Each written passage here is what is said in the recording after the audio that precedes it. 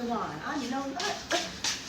Dewan, you mean to tell me you were sitting on good old TikTok bragging about living in a 2-story suburban house when you made our kids spend the summer in your grandma's dusty ass house knowing that Deshaun has asthma?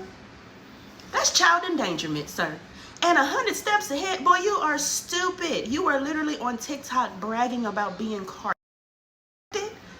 You're slow for real. Sean, come here, baby.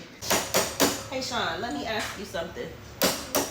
When you was at your dad's house, did he have a different house other than your grandma's house? He had his own house and now he lives with his grandma. He lives with his grandma? No, like he had his own house, now he lives with his grandma. Did you ever get to go to his house? Why not? I don't know. He told you he had another house? No, we just saw it. You saw it? It was a brown bed made out of wood. A brown bunk bed? Yeah. And where was that brown bunk bed at? It was placed in a room that grandma used to sleep. It was placed in a room at your grandma's house? Yeah, and it was... Because not that you thought that your brag was a flex. It's a further embarrassment, if anything. So you mean to sit here and tell me you had our kids in somebody's dusty ass house instead of your house? Like, you asked for them for the summer. I gave them to you for the summer for them to spend time with you. And instead of spending time with you, you had them in your grandmother's dusty ass back room like they were somebody's stepchildren on a wooden bunk bed, like they were little orphan Annie kids. So you start with one instead screw, of your 2-story house. Straight up. Oh, okay. Since you live so lavishly, wouldn't that mean that you should be able to afford to pay child support?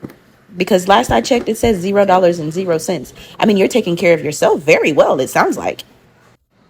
Every time I FaceTime my kids over the summer, they were sitting in their drawers, sweating because your grandmother's house had no air conditioning.